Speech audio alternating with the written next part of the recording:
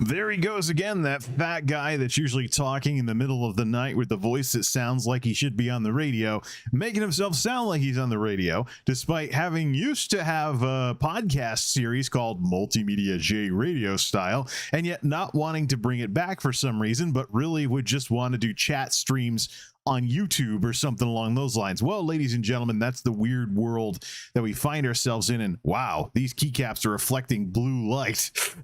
Maybe they're a little too bright. I don't know. It'll be part of the little discussion in a tech video that if I make one later on. What is up, everybody? This is Jay, aka Multimedia Jay, coming back for a nice little chat stream on a Friday night because I have nothing better to do. Actually, I have a lot of better things to do. But if I am any form of decent human being with any form of conscience or with any form of heart, whatever, I'm going to show up and I'm going to talk about this Delta situation in my neck of the woods and with my family and loved ones, because it's time to take this thing seriously, people. I know there's a counterculture out there turning this into a culture war, and a deadly one at that.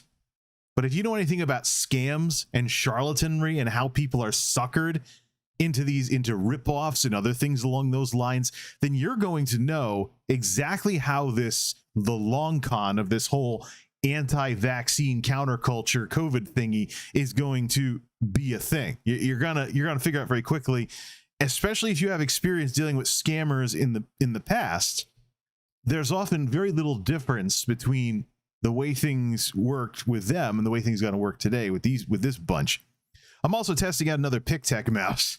So the last one was a little too small, so I bought their bigger one with the big thumb cave and everything, rubber and stuff like that. It's not 100% a plastic piece of junk, but it is pretty comfortable at least. But it's one of those things where you want to move your whole hand because there's a spot for all your fingers, and I'm just not like that. I mean, usually if I want to be quick with the mouse, I'll just move it back and forth with my fingers instead of when I was like a 7-year-old or whatever, when I was a little kid learning computers for the first time and the whole mouse thing didn't really click with me yet, I might have done this. I might have used mice like this. But as you get used to it, you get more experience with stuff and things along those lines. Using the bass boost preset off of Logitech G for this and various chat streams to very much sound like a radio guy like people say I do. Well, what that means fundamentally, though, is that I hope I don't sound overproduced. We are stacking some OBS filters on top of the filters from Logitech G, so I really have to be careful that I don't sound too much like I'm underwater or it's overproduced or something along those lines. If it sounds like a radio show, that will be cool. And of course, I turn off the fancy effects for game streams because it'd be a little out of place and whatnot. I don't need to sound like my streams of Final Fantasy or whatever have an announcer or something like that. So this is one of those things. Either way, before we get to our discussion about Delta striking very, very close to home for me, let's talk about one of the scourges of summer. Because yeah, you know what I hate about summer? Some of the annoyances that summer brings to the table, especially in Connecticut, one of New England's answer to Florida when the humidity cranks up for the better part of a summer. This summer has had a lot of humid. I mean, I've probably used my air conditioner more as a dehumidifier than something to actually cool the house down this summer. That, of course, has consequences. One of those consequences is bugs, mosquitoes, and all kinds of other flying pests. I know they call them June bugs, but it's August. Come on now. Yeah, so there was one night a couple of weeks ago, I brought in the groceries and I was too lazy to close the door, and I had some mosquitoes in here. It's like, what the mosquito? Oh, what the heck, man. So we had that to deal with earlier. Then it got super humid and I wasn't running the air conditioner enough because I was working. So I don't run the AC when I'm not here. So I come home to it being like 70% humidity and there's like horse flies and whatnot in the house. I'm like, oh, disgusting. Swat, crank that thing up so that it can, be more of a swamp out there than in here. It's like, oh, really? This house has a lot of problems with humidity in the summertime, and it dries way out in the winter. But, oh, man, yeah. Sometimes humidity can be a lot more annoying. Sometimes humidity can be a lot more annoying than summer heat. And now, oh boy, the scourge of summer, ladies and gentlemen, when you want to have certain treats in the middle of summer, and then the infamous pest that strikes mid to late summer if there's been a crap ton of humidity, fruit flies. Whatever, man. Oh, man. I hate when fruit flies show up in the summer. They're attracted to rotting food in your house, which doesn't necessarily have to mean you have something in your refrigerator that is long out of date and getting all gross and stuff.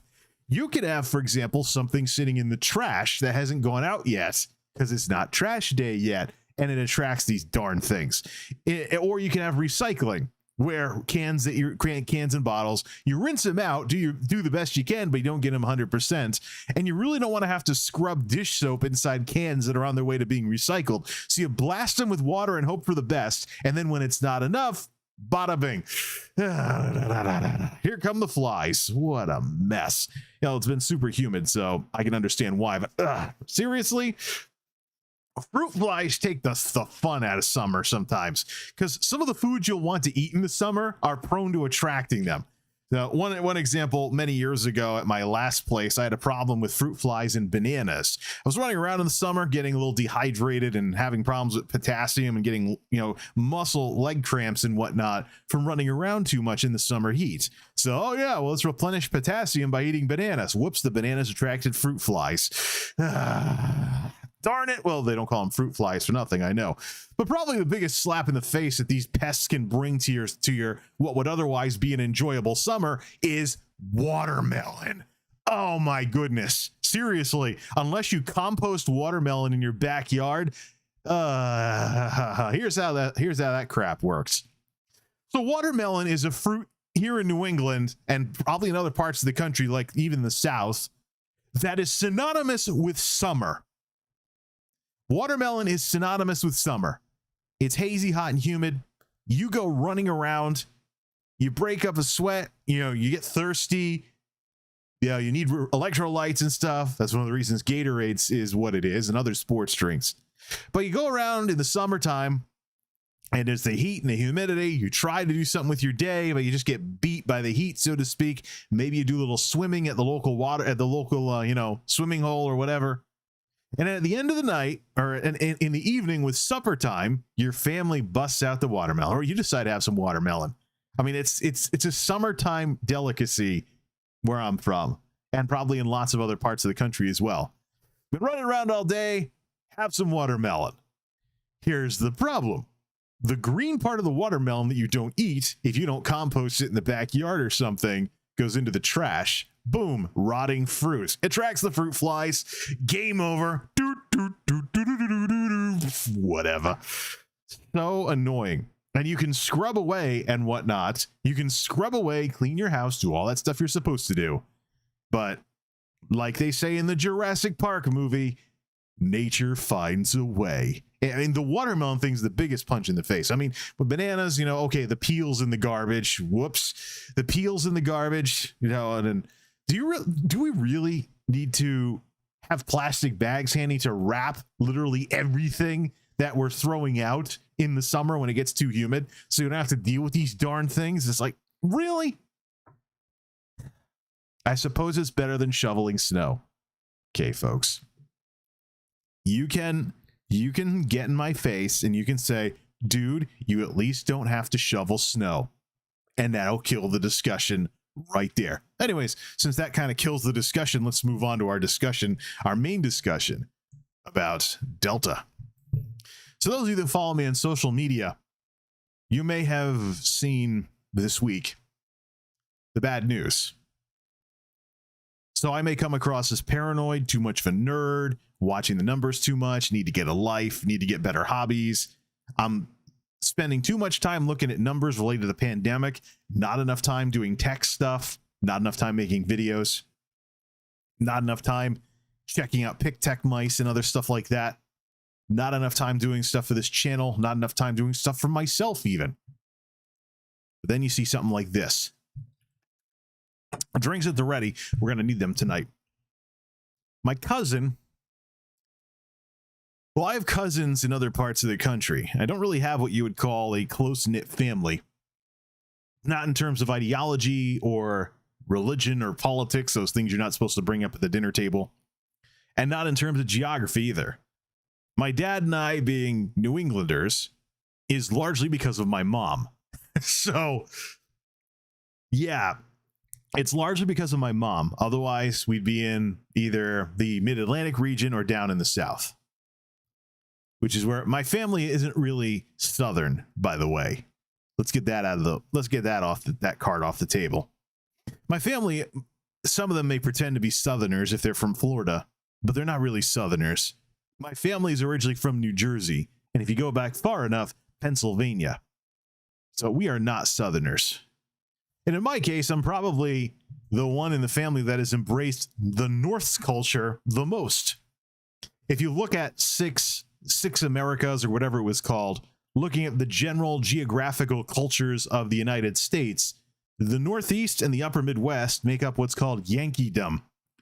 An idea where you may not have a problem with some government programs here and there. You will highly value formal education and whatnot, and it traces its roots back to the Puritans and whatnot in New England. Let me actually open up my so my Avast Secure is bugging out again and spazzing out with all kinds of flashy colors, so that's out of commission again. I thought that was fixed. But let's look up, I'll bet I can type Yankeedom into Google. Yeah, 11 nations of the United States and their cultures. So there's a Wikipedia article for it as well. There's a book called American Nations, a history of the 11 rival regional cultures in North America. So here's the part about the Northeast.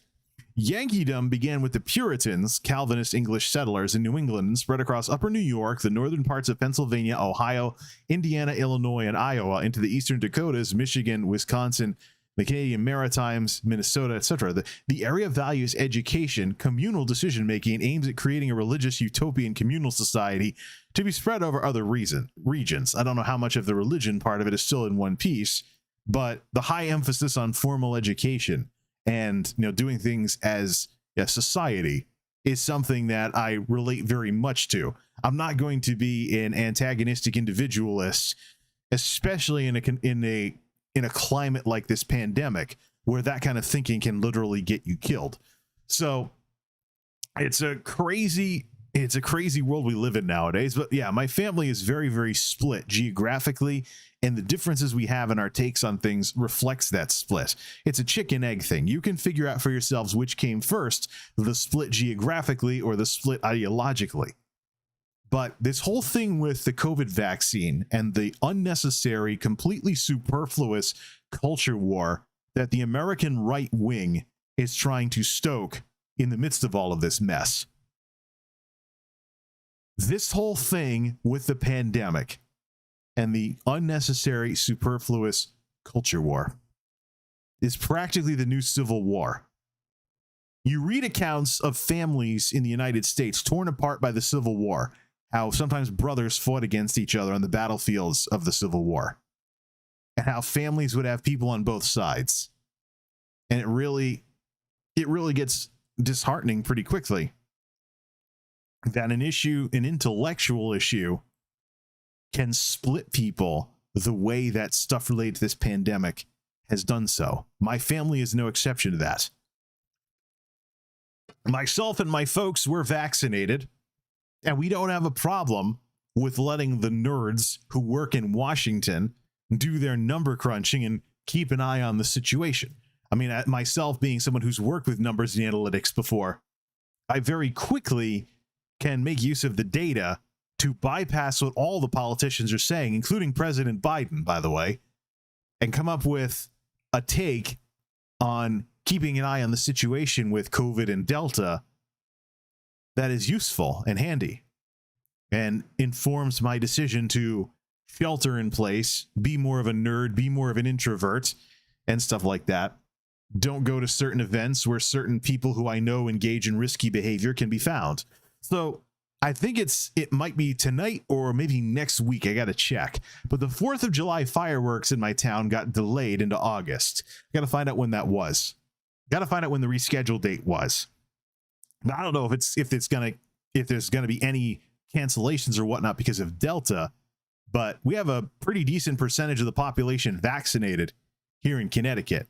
So I don't see why any major events need to be canceled anymore, especially when you know that Provincetown and what happened with Cape Cod is going to essentially be the template for what happens if, say, Delta makes the rounds among the vaccinated. So you'll have some people be asymptomatic, maybe have like Delta sniffles or something. It's not going to be like what's tearing up the South right now. And if I look at my maps, which I have recently, there is just no signs of the Cape Cod event is still affecting anything anymore. It fizzled. So the vaccines did what they were supposed to do. So, and you can see through some of the numbers too, like the differences between the cases per 100K daily versus the infection rate, and how even the breakthrough infections are resulting in less of an impact because of the vaccines. So you can find evidence that the vaccines work from the numbers alone. You don't need to have somebody else tell you to take their word for it. You don't need to listen to a word that Dr. Fauci says. The numbers will tell you directly. And by the way, these government types who are just serving as talking heads on TV are repeating what's in their data and the data sets. So you could theoretically, if you don't like Dr. Fauci or Dr. Walensky, you could technically bypass both of them and go straight to the numbers that they are reporting on and interpret them for yourself. You know, they're out there. Matter of fact, a lot of the people that will try to sucker you with some kind of numbers, like some, for example, VAERS data and stuff like that, are often trying to sucker you with incomplete context, which is what we talked about last time, that oftentimes people twist and manipulate data by removing certain context or not telling you the whole story, or trying, like I see a lot with some of the anti-vaxxers, to emotionally push you to the point where you get so wrapped up in the emotions of everything that your brain shuts off. Very easy to do with people. It's psychological. It's a psychological trick. It's like Star Wars, but in real life. You know how in Star Wars, search your feelings, you'll know them to be true. There's people out there who will go with something because it feels like it's the right thing to do. Their feelings dictate everything. Well, I got news for you. Your feelings can be wrong about something. Anytime you've ever gone out with somebody and the relationship didn't work out because they weren't the person that you thought they were, you let your heart get ahead of your head. So many individuals out there, if you've had any kind of social or romantic relationships at all as a human being, you should already be familiar with the possibility that your emotions can get ahead of the rest of you, and you'll make bad decisions based on your emotions and jumping to conclusions and knee-jerking things and all kinds of other stuff. So you don't need to be a liberal to understand that the vaccines work. You don't need to be a liberal to listen to what Dr. Fauci says, because you can come up with the conclusions by going after the data the same way he did. And you can keep an eye on things without watching any MSNBC or anything along those lines, or CNN or anything of that sort, because they're independent groups like COVID Act Now that aggregate CDC data and other stuff to create those risk maps they have. They have links to all their sources too.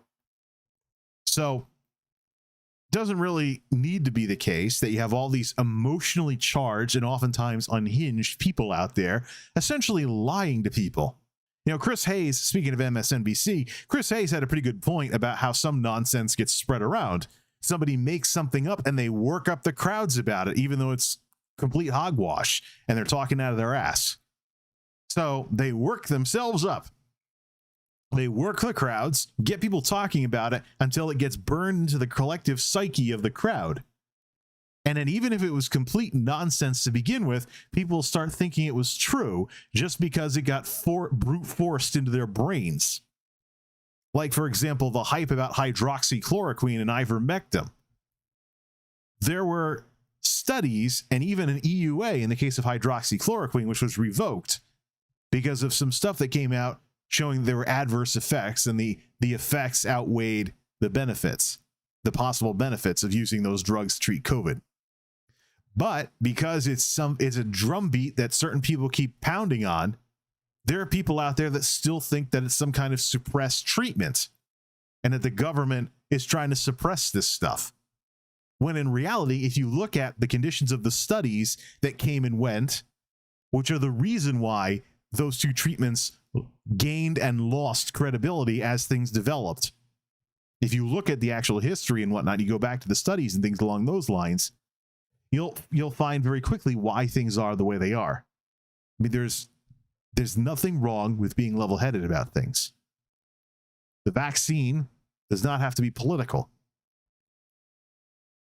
None of this has to be political. But opportunists and people who can make money and other stuff off of getting people worked up and telling them what they want to hear, tickling those itching ears. Why would they leave an opportunity like this on the table, even if it's unethical and fundamentally wrong and hurts people and sometimes kills them? Look, our world is full of scam artists, and some of them more deadly than others. So that's why you need to know too much in order to be suckered by them. You need to know the missing details, the missing contexts, in order to not be suckered by these people. That way, hopefully, you won't end up in a situation like what's happening to some of my relatives right now. Those of you that follow me on social media, I mentioned my family is pretty divided, geographically, philosophically, etc. Part of that geographical divide is that myself and my folks were vaccinated.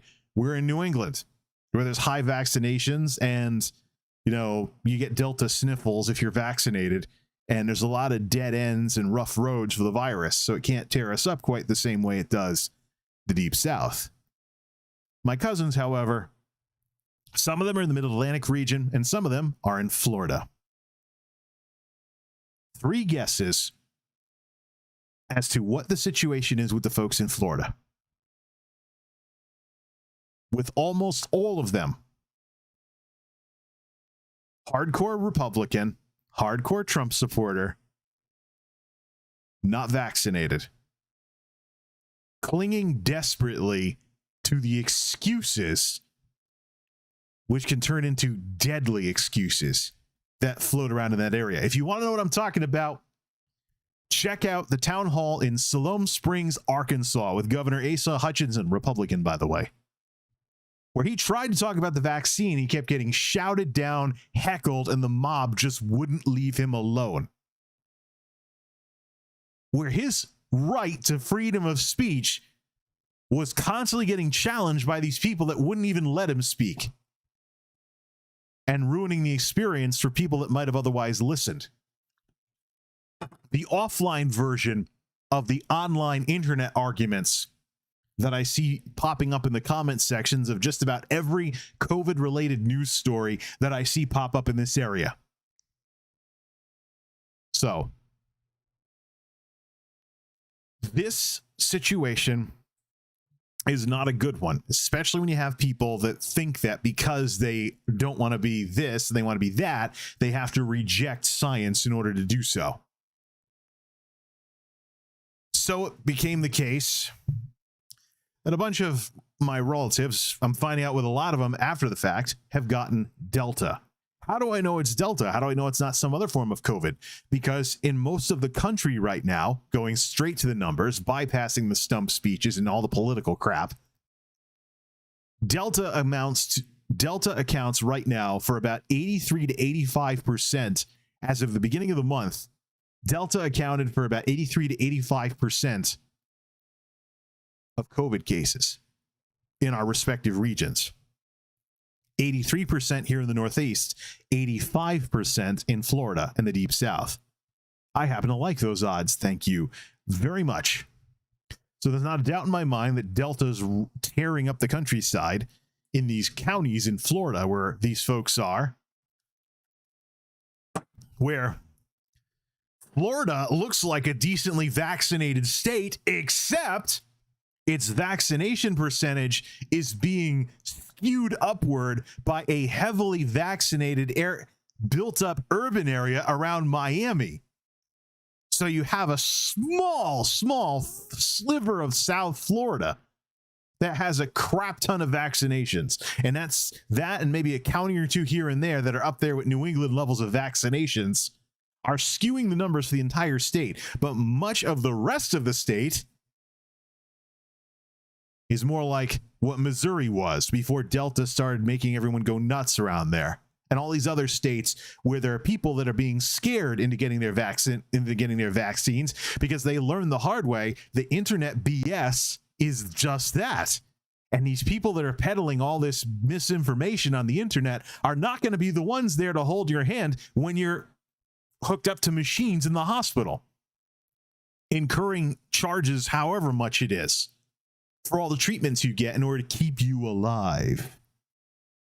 Make the Queen song come true. Keep yourself alive. It's just, it's crazy. And here's the thing. Here's the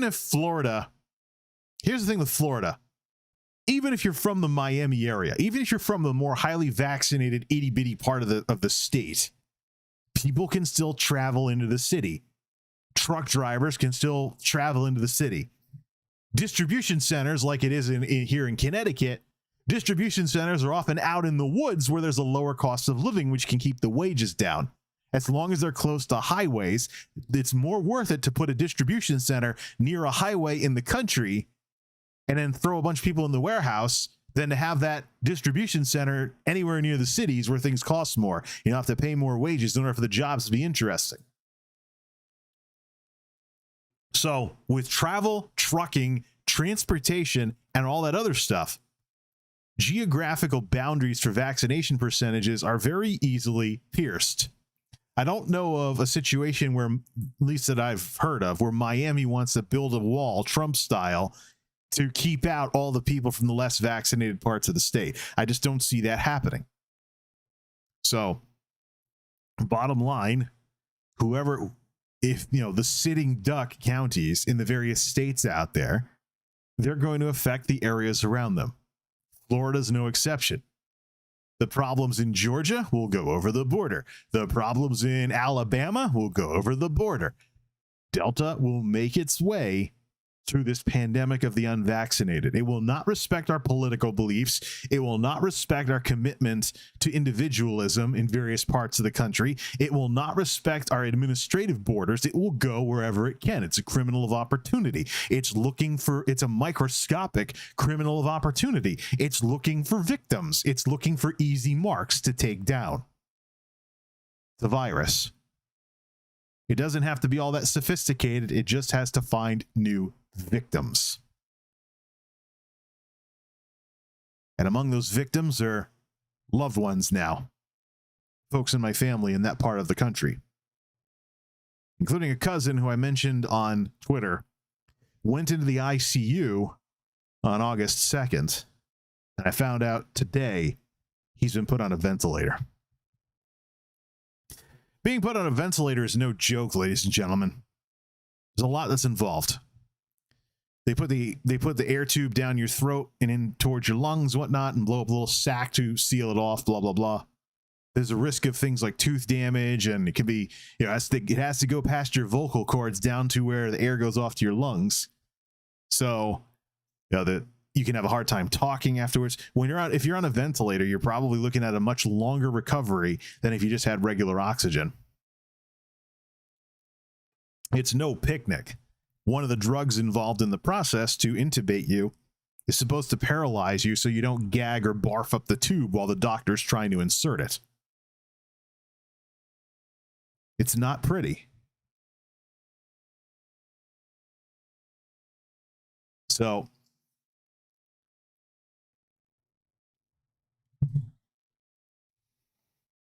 and earlier in the pandemic, it was a coin toss as to whether someone on a ventilator survived or not if they had COVID.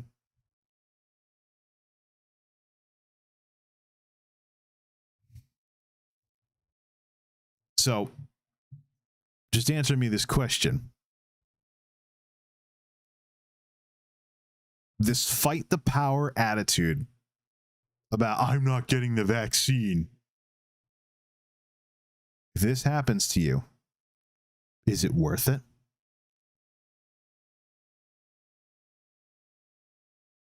If a patient in their 30s, like my cousin, dies from this thing, is it worth it? Because I've heard a lot of the counter arguments, especially regarding things like vaccine mandates for healthcare organizations. You have a situation where this thing is airborne, and the way it works is you will give it to others before you know you have it. Even the OG version of this virus was doing that. Delta just improved on it. It's like COVID 2.0.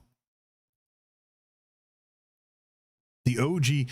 So the rules haven't changed, people. During the incubation period, you won't know you have it yet, but you'll give it to others. And that's how this thing gets around. That's why contact tracing is so important. Because you won't know. And among the people that you give it to, you don't know how vulnerable they are. Do they have comorbidities? Do they have pre-existing conditions? Do they have other stuff that could make their outcome worse than yours? My cousin, who's now fighting for his life, most likely got it from his wife, who had it first. There's some other names I'm seeing floating around of, oh yeah, this person had it and that person had it and stuff like that. Has it really do these people even listen to themselves?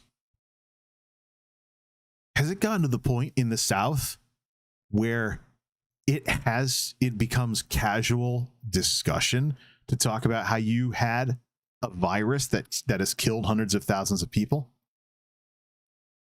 U.S. deaths from this thing are currently at 615,000, 10,000 to go before we hit 625,000, a number I've been keeping an eye on and dreading throughout all of this. There's a very specific reason for that.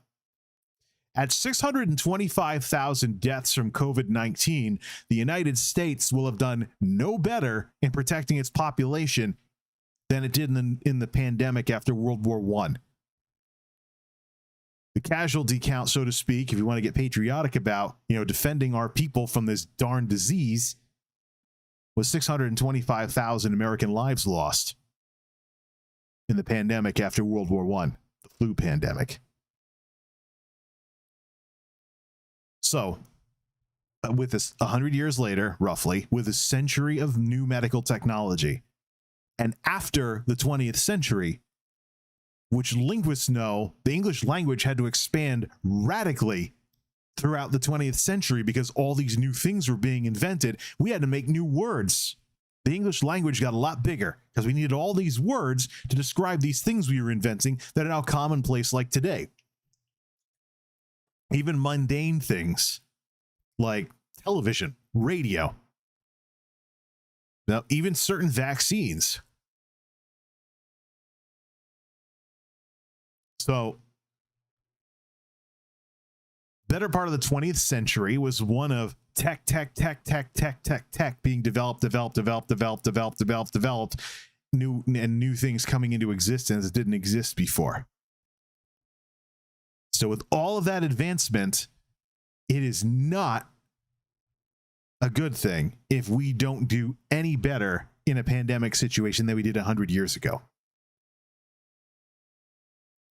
That will be the most disheartening part of all of this for me, watching these numbers closely like I do.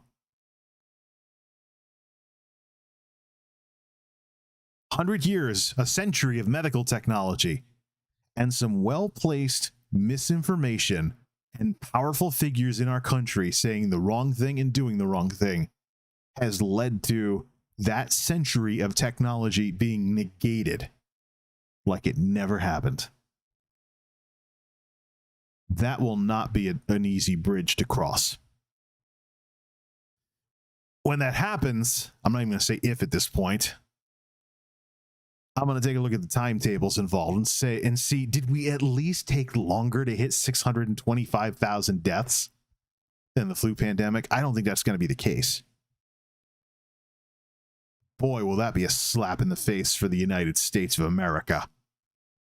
To realize that we've sunk to this level. You want to talk about the stuff President Trump used to talk about? Let's talk about it. You want to talk about this is America, we don't win anymore. We're not great anymore. We need to make America great again. You want that attitude to have some teeth to it? Look at a situation where we haven't been able to do any better with something like this than we did 100 years ago. You could almost say that Donald Trump said that a little too soon, don't you think? It's pretty amazing. It's pretty amazing just how militant, organized stupidity can cause so much trouble nationwide. Some parts of the country more than others. But what else do you call it? I referred to it before as the March of the Stupids, but I really would like to believe that some of these people are just victims along for the ride rather than perpetrators who are maliciously spreading this nonsense. Those of you who've had to deal with split families over this thing, who then had loved ones get sick, will know what I'm talking about. It's no fun seeing your nice, friendly grandma radicalized into thinking everyone's out to get her, getting upset at things that aren't happening because they haven't happened yet, but they're coming, I swear. Getting yourself all psyched up for nothing. It's no fun. Just like it's no fun to go back and forth with vaccine hesitant relatives who've been around just enough FUD material, fear, uncertainty, and doubt, to where they really don't know, and that's why they're not doing anything, right as COVID comes to their neck of the woods. And then they get scared into getting their shots. You know, some of these people on the other side want to talk religion. They want to talk Christianity. They want to talk the Bible. There's a passage in scripture that talks about people being saved as though escaping from the fire. Do we really need a secular version of that with the vaccine hesitant or whatnot, or maybe even anti-vaxxers who are scared out of their nonsense by Delta coming to their neck of the woods, hurting loved ones, maybe even killing loved ones, or them seeing people getting really sick, or seeing the news footage in the ICUs or whatever? Does it really need to come to that? Let me just be the voice of reason yet again. When President Biden took office, the idea of the United States being a land of plenty when it came to COVID vaccines was not set in stone. Ease of access to the COVID vaccine was not set in stone either. There's the question of how to distribute it, who should get it first. And if it wasn't for President Biden's federal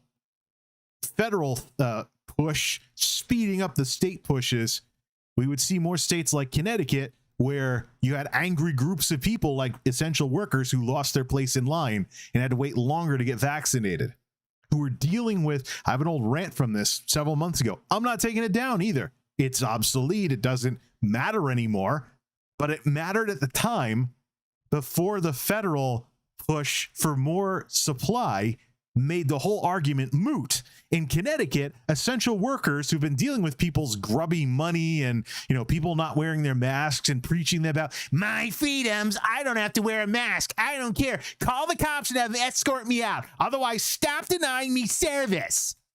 The Karens and Darrens of the world. If you poke around on YouTube, you'll find plenty of meme videos about that. Essential workers putting up with all this crap just to keep a roof over their head. Lost their place in line, had to wait longer to get vaccinated. Yeah. In the beginning, there was chaos. What President Biden inherited from the Trump administration was largely the vaccine was there, and that's about it.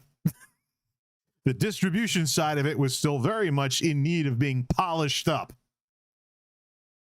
And I remember the old guidance from Dr. Fauci, by the way. You want to make fun of Fauci? How's this? Remember when Dr. Fauci was like, don't play favorites with the vaccine. They all have really wonderful protection. Get the first one that you can get access to. Does that matter anymore? No. I was actually reading on a CDC page the other night about how you can choose your vaccine now. That wasn't the guidance when supply was limited way back when.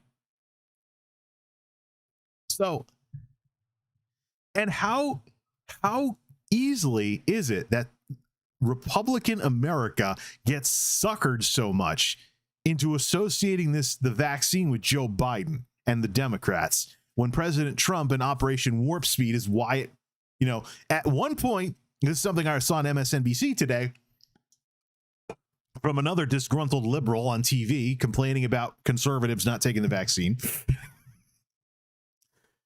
There was a point actually when the vaccine hesitancy was on the other side under President Trump, because liberals could be saying, well, President Trump had Operation Warp Speed. Something was probably rushed. He probably rushed the vaccine to get reelected. Ah! So this could have been just as easily something on the other side, where it was the left that we are having problems with and not the right. The bottom line is, who cares? It's there.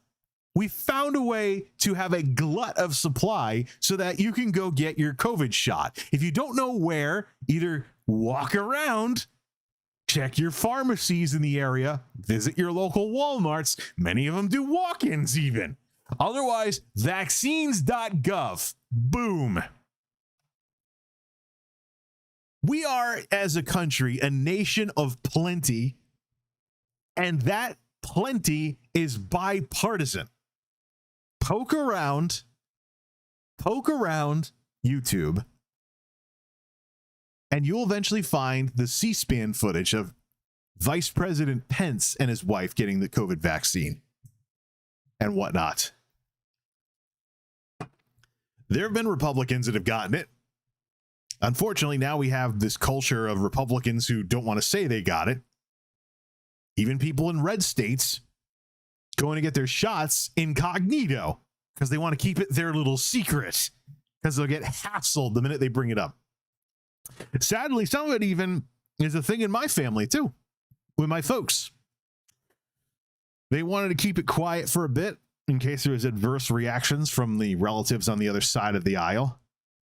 Until, of course, in casual dialogue on Facebook, it was outed, so it's not a secret anymore that myself and my folks are vaccinated. So, but why does this have to be a thing that divides families like this? Why does this have to be a thing where if I say, go get your shots, look what happened to cousin so-and-so, I'll have people blowing up in my face and preaching to me about how I should use hydroxychloroquine or something? Why does it have to be like this? It just goes to show the brainwashing that is floating around out there. It's just, I had my vaccine skepticism like the others until I got the part 2 of the story, mostly related to Operation Warp Speed. It's like, we couldn't have really gotten it done that fast, could we? Then I found out that bureaucratic red tape was cut. Stuff that was done sequentially was now being done simultaneously.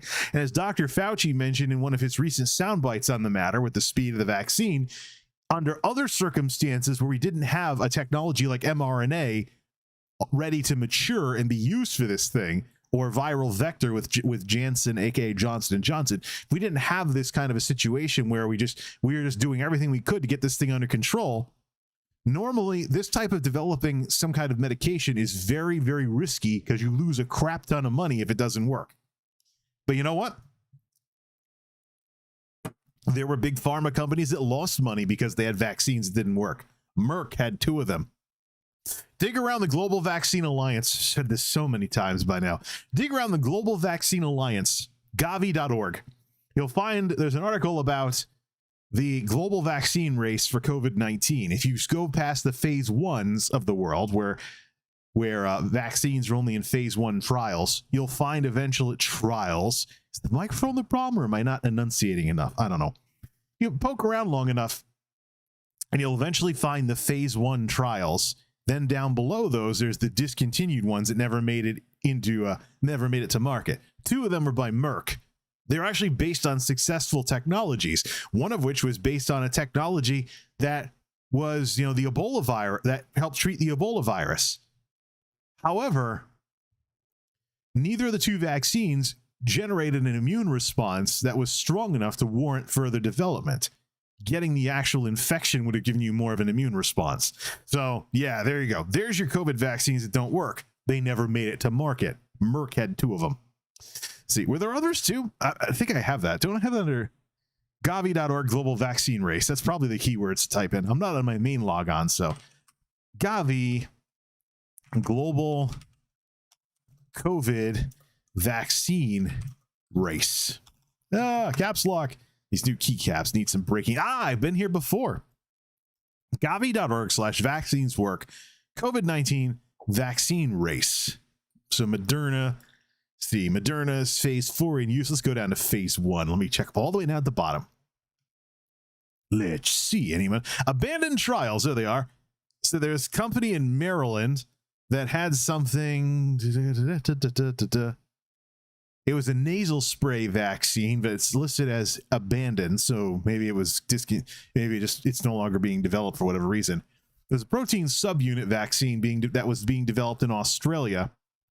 It was made for it was similar to technology used for HIV treatments, but it caused problems with patients producing antibodies to HIV, even though they were perfectly healthy. Merck, the 2 Merck failures. Immune response not good enough. So the thing the vaccine was supposed to do, it did a crappy job at. So, and Merck's a big name too, and they have some vaccines in their portfolio. So that's actually an example of one of the reasons why I was a little skeptical of Pfizer. Because I know Pfizer, if they screwed up a COVID vaccine, they still had a big portfolio. It's one of the reasons why I preferred Moderna. No, preferred. If there was no Moderna, I would have absolutely considered Pfizer. Now, especially with my love for technology and not, wanting to be, get involved with technology. So mRNA can be part of that. But Moderna is a Massachusetts company. I'm from New England, local New Englander, support some local New England business.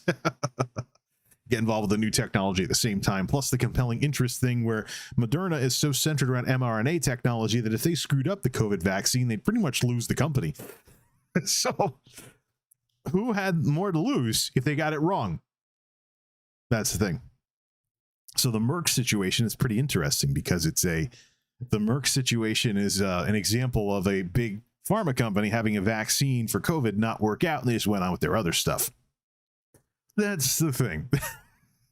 I don't know if I mentioned that yet. There's a couple of things I've mentioned over and over with these discussions and things along those lines. So yes, thoughts and prayers are definitely with my cousin on the ventilator right now.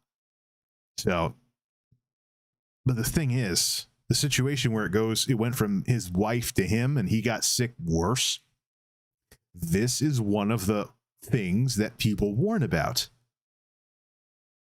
This is one of the things, this is one of the horror stories that people have been telling about all of this, that with the way it spreads, you don't want to accidentally give it to someone who's more vulnerable, and they end up hospitalized for it, or worse.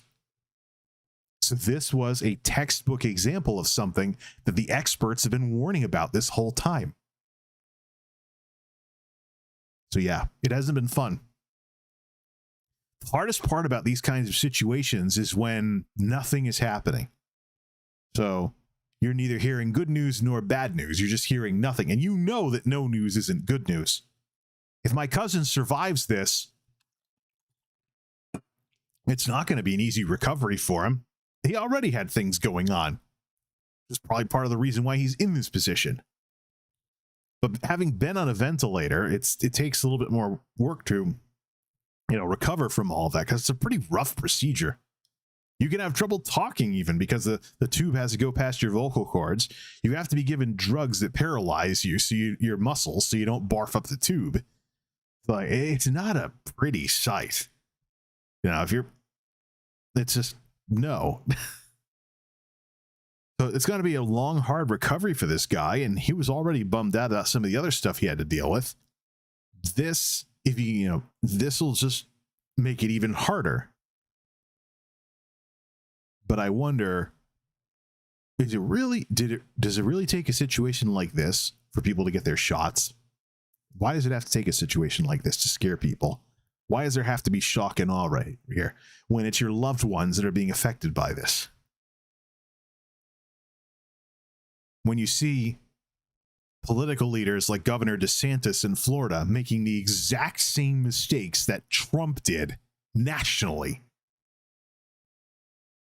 where you need a unified response to contain this thing. If you let some people do this or that or the other, a hodgepodge of a mix of responses isn't good enough. This thing is too aggressive for that to work.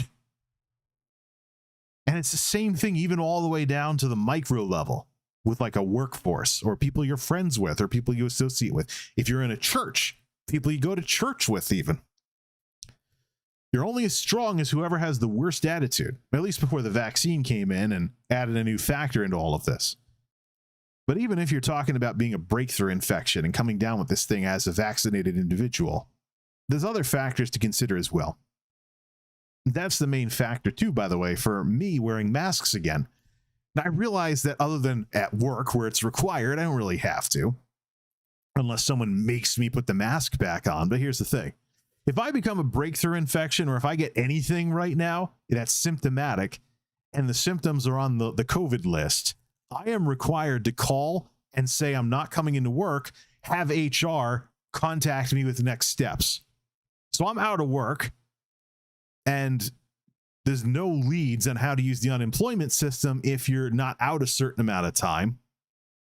There's a minimum amount of time. And even then, do you want to chase the government to get those checks, especially if there's extra unemployment people, at the time and whatnot, or the government systems are backed up or something? So do you want to chase unemployment temporarily like that, especially when you haven't technically been laid off? I don't know if that can even work. So we've had people that have come down with the real deal COVID that were knocked flat on their back for weeks. I don't know, unless they could claim short-term disability with the company. I don't know what the minimum amount of time is that you need to be out before you can do that as an LOA, leave of absence. But even then, the short-term disability is like 2/3 of your check. So you're paying essentially a penalty for getting sick. So up to a certain amount where you could claim short-term disability, your lost wages are basically the cost of you getting sick. Tally that up, especially if you live paycheck to paycheck. I mean, it's cool if you don't, but even then, you got all that stimulus last year. If you're below a certain income level, is that really going to get eaten into because you find ways to get yourself infected with stuff that looks like COVID, so you get booted out of work?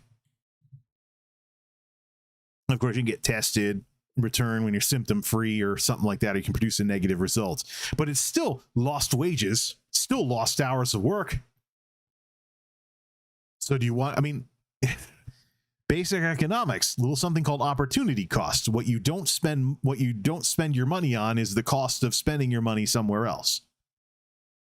So if you lose wages because you're not working because it looked like you had COVID and you got booted out in quarantine until you could produce a negative test or something like that, that's still a cost.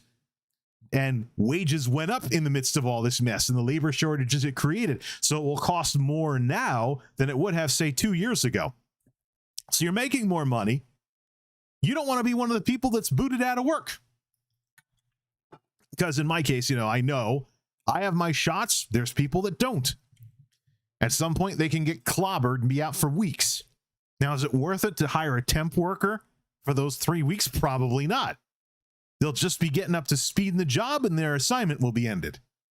They won't be as good at the job either. So odds are the solution is, if it doesn't break the facility overtime wise, more hours.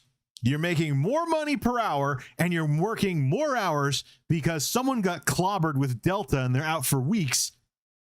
So why wouldn't you want to? It's like a reality show, essentially. You don't want to be one of the people voted off the island. You don't want to be one of the people booted out in quarantine, because you know there's going to be people that are going to engage in risky behavior, get themselves sick, and get booted out of work. So that's how you make the money when there's more hours and overtime available, because people, you'll have like a department where a bunch of people get sick. Boom, they're skeleton crewed. Go help them get through everything. Make more money. So there's some very real costs, even if you're vaccinated, to being booted out of work on quarantine. Just like there's very real costs if you're unvaccinated and end up hospitalized.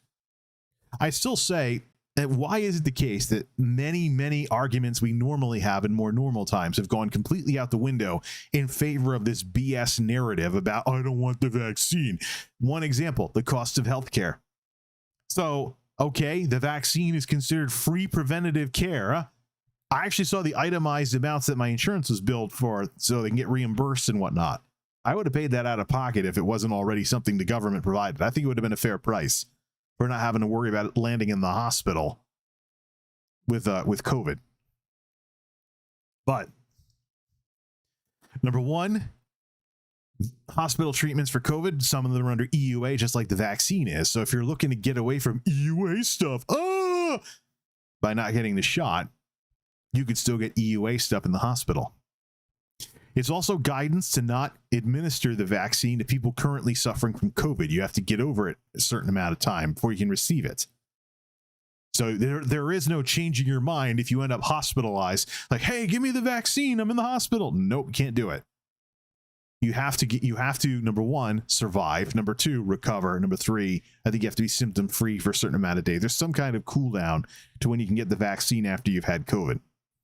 So it has to be a preventative thing. There's no changing your mind on it if you get it first. But now you end up hospitalized. We argue about the cost of healthcare in this country.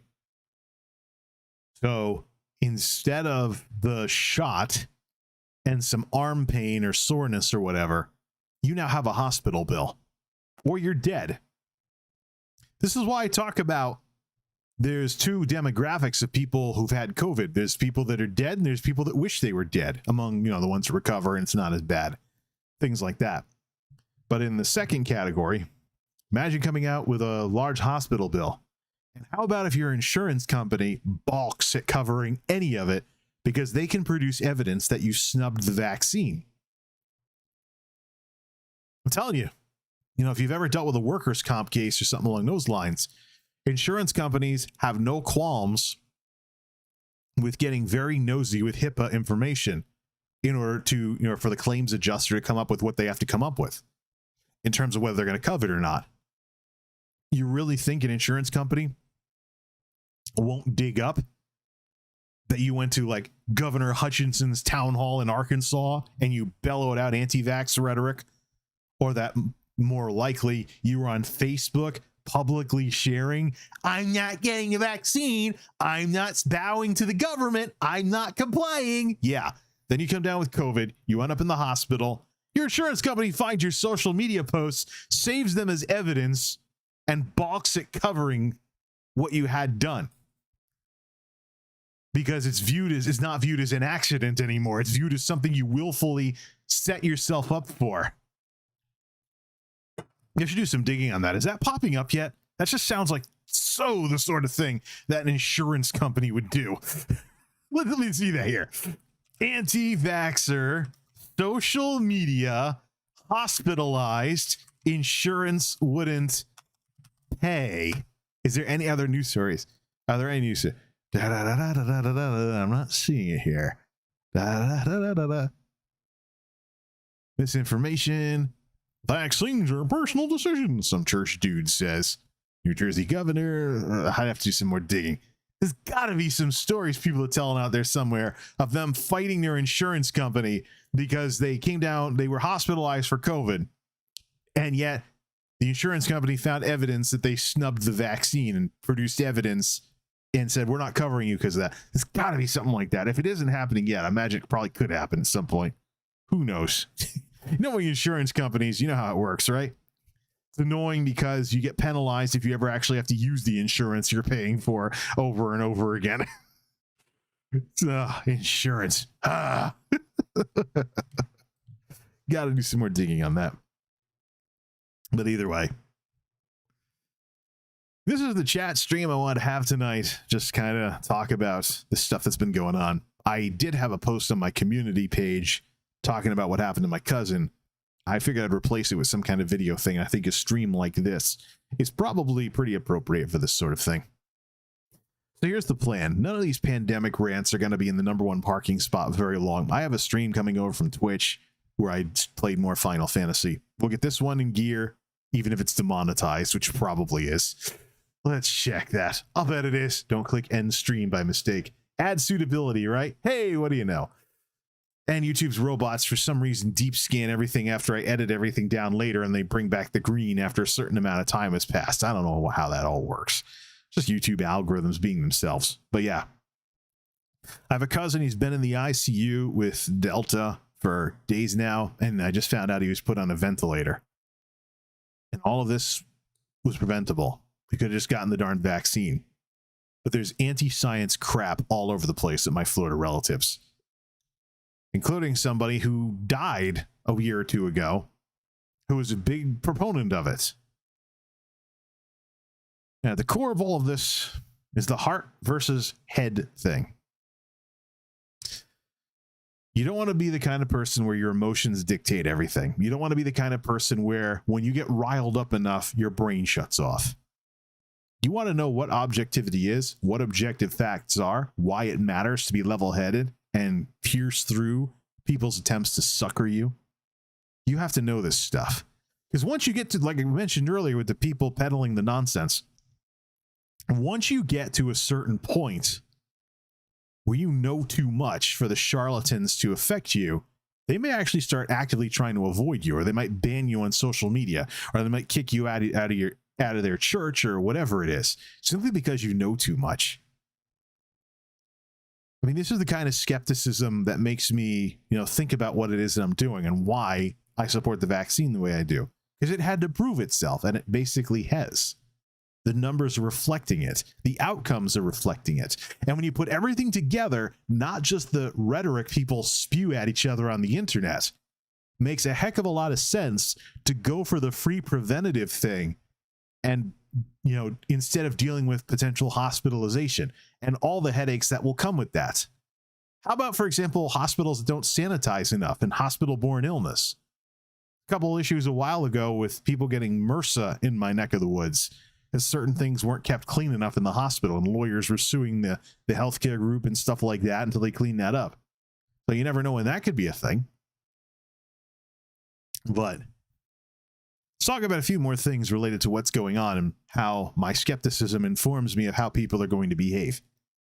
So when President Biden in the May guidance came out that said, oh yeah, if you're unvaccinated, you don't have to wear a mask anymore, my prediction was that somebody would lie about their vaccination status and not have to wear their mask. Now, with the new guidance from the CDC about wearing masks even if you're vaccinated, with the new guidance from the CDC about wearing masks even if you're vaccinated, my prediction was that people are going to see where they can still get away with not wearing their mask, even if Delta came to town, which it has. Delta is in my area. It's not quite like the South, but it's been lighting up towns along highways when I look at the state map. No, especially in the middle of the state. But the big issue with COVID in Connecticut right now is New Haven County and the Southwest down in the Panhandle. And I'm curious how much of that is being driven by people not wearing their masks. One of the predictions I made under the prior guidance for the people that were anti-vaxxers who just wanted to wear masks all the time and never get the shot is that with people not wearing masks, the masks wouldn't be as effective because what made the masks work was so many people were wearing them. There's graphics for this and everything about the viral particles and the droplets. So what percentage was attenuated, so to speak, by each person talking in a conversation wearing a mask? It's better if both people wear a mask than if only one person wears the mask. So there's a lot of pre-vaccine containment measures, mitigation measures and whatnot that were being scaled back when it looked like things were getting better. I don't know, maybe they still are, who knows? Maybe you have a situation where businesses are just hoping they don't get any bad press. And they're seeing what they can get away with in terms of not sanitizing as much. But I haven't seen Walmart or any of the other places around here return to 24 hours. They used to do 24-hour operations, so maybe I'm a little ahead of the curve here. But the mask thing is most effective when everybody's doing it. Based on what I saw today, just trying to get the errands done for the week, people aren't wearing their masks. You'd never even know the CDC. You'd never even know that the CDC had even changed guidance because same as before. Lowest common denominator. People lying about their vaccination status and not wear their mask, and now if they don't get confronted on it, they're not going to wear their mask either. And Walmart's mask policy? Let's see. Updating the mask policy 8 days ago. Let's see. Walmart responds to CDC guidance. Let's mute this. Updating mask policy and urging vaccinations for associates. To all U.S.-based associates from Donna Morris, Chief People Officer, the HR bigwig, and the EVP of Health and Wellness. This week, the CDC updated guidance regarding wearing masks due to the concerning levels of transmission of the Delta variant of the coronavirus. We will continue to follow the latest CDC guidance, which includes fully vaccinated people wearing masks in public indoor settings of substantial or high transmission, effective immediately. We continue to watch a deep concern the developments of the pandemic and spread of variants, including the Delta variant. We know vaccinations are our solution to drive change. We are urging you to get vaccinated and want to see many more of you vaccinated. We realize there's a small number of our associates who cannot get vaccinated due to medical issues or religious reasons. So, yeah, if you work at Walmart, you can get vaccinated that way, etc. We are now paying associates in stores, clubs, transportation offices, distribution centers, and fulfillment centers to receive it, and now doubling the incentive amount. Get the vaccine when you work for Walmart, $150. Sweet. So, and if you already got the vaccine with the $75 incentive, there's $75 more that you get until October 4th.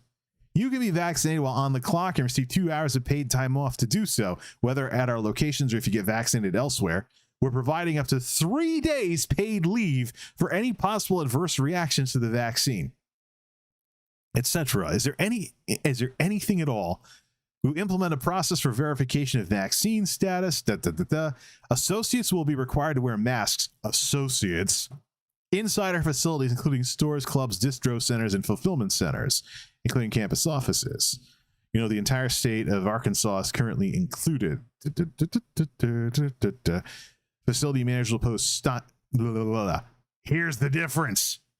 The associates have to put their masks back on. Facility managers will also post signage at our stores and clubs to remind customers and members about the CDC's revised guidance and strongly encourage them to wear masks. This was the problem with the prior guidance. It emphasized the associates more than the customers. It's required for associates. It's recommended for customers.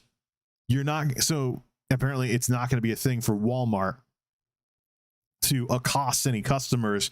Hey, you don't have your mask or whatever. So Little wonder myself and maybe one or two other people in the entire store were wearing their masks. Come to think of it, I think that store manager might be in trouble in my neck of the woods because a lot of the associates weren't wearing their masks either, or weren't wearing them properly. But here we go.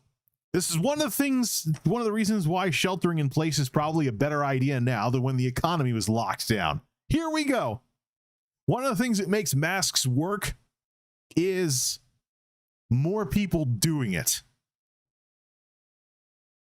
So if you have less people doing it now because of the May guidance and people with the July-August guidance now trying not to put their masks back on, when you have people doing this nonsense and there's no enforcement, you're not going to have as much of an effect with the masks as you would have previously. I know it's a different ball game for vaccinated people nowadays, but in terms of not getting kicked out of work on quarantine, that matters too. So once again, like some commentators will actually have the guts to say, your vaccination is not a personal choice. It is something that affects a lot of other people besides you because of the nature of this pathogen, because of the nature of this thing and how it spreads. No man is an island. This is not a situation where you make a choice and absolutely nobody else is affected. By the way, school's starting back up in New England soon. That'll be even wilder in terms of its effects on things, with young people under 12 still ineligible to get vaccinated. So that will be, and you know what? You want to talk about politics and how it has affected the pandemic? It's been a liberal victory condition, essentially, to restore some semblance of normalcy to our society by any means necessary at a certain vaccination point. So, the more normal summer we got to have for a bit before Delta started taking off was part of that. But another propaganda victory, as some right-wingers should be saying, for the Biden administration is school being started back up 100% in person. The schools. The pressure is to have them operational. So what's that going to do when they start back up here in New England? Especially when you have Delta making its way into our state, not as prevalent as in the South, but it's still out there. So the rule, the 1-1-1-1-1 rule applies, or wrong, or something. Wrong person, wrong place, wrong time, COVID, aka wrong person, wrong place, wrong time, Delta. That's going to be a thing too.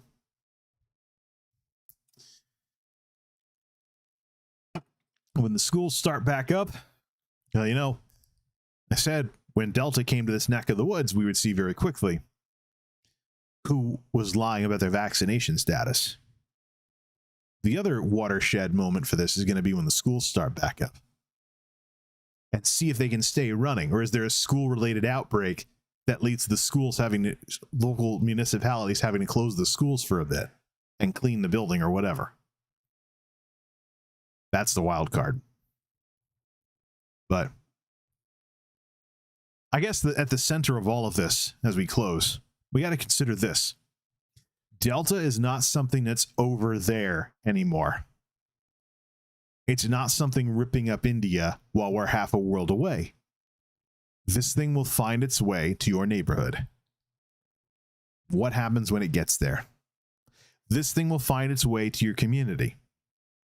What happens when it gets there? This thing will find its way to your schools, to your towns, to your sports events, to your entertainment events, to trying to get a bite to eat at a restaurant.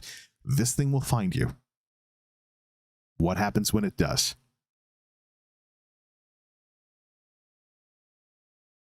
I have a cousin on a ventilator right now, and I think that's still too many. I would say one's enough, but no. The real answer is it's one too many. Get your shots. This is the United States of America. we found a way to have such a glut of supply of vaccines that we're donating them free. We're donating doses free to countries that aren't as prosperous. No strings attached. We're also offering them walk-ins even to international tourists who aren't even from this country, like some of the KIRL streamers who took a trip to California, got vaccinated. So this is the United States of America. We have a lot of good things going here, including a crap ton of vaccine supply, which wasn't a thing not that long ago. We used to have to ration it earlier. Some people are even comparing it to the Soviet system, being on waiting lists all the time. Communism was crap. Look at now, we're going to do the same thing with the vaccines. Well, things have changed. Dr. Fauci used to say, take the first vaccine you can get, no matter what it is. Don't wait for a specific one. Now, you can read guidance that says, vaccines.gov. Find where to get your shot. What kind you want, go get it. You shouldn't take shock and awe to get people to throw aside what the charlatans of this nonsense are doing. And that's not too strong of a word. You're talking about rip-off artists here, many of whom are making money off of other people's fear, the people spreading the misinformation online. Or how about scratching itching ears? There's people out there that want to hear something besides what the government says, so they show up and they make money off of it somehow. But it runs the same way. You're talking about somebody taking advantage of what you don't know. So the more you know, you eventually get to the point where you know too much and they can't sucker you anymore. And their followers will be very, very angry at you, but you won't fall for the scam. And perhaps in this world where falling for the scam means anything from losing wages at work because you're booted out in quarantine to ending up on a ventilator or dead or with a huge hospital bill or whatever. Perhaps with those kinds of odds, it's worth it to learn enough to be persona non grata by these scam artists. Vaccines.gov. Find a COVID vaccine. Don't wait for Delta to find you. There's a ramp-up period. I'm curious how many people out there are feeling pressured into getting Johnson & Johnson because they want a 2-week ramp-up period instead of longer with the mRNAs. But make sure when Delta finds you, you're ready to meet it. Get vaccinated. Vaccines.gov, or go to a pharmacy or a Walmart or something like that. This is the United States of America. You can just waltz right in and get one. Welcome to the wonderful world that didn't exist a few months ago. Join the winning team. We can do this. And it's really too bad that the Biden administration has made that so cheesy. We can do this. No, come on. This thing is an enemy. COVID-19 Delta, the Delta variant, is an enemy of America. Let's treat it like one. Get your shots. Till next time, this is MultimediaJay signing off. Thanks for stopping by. Vaccines.gov.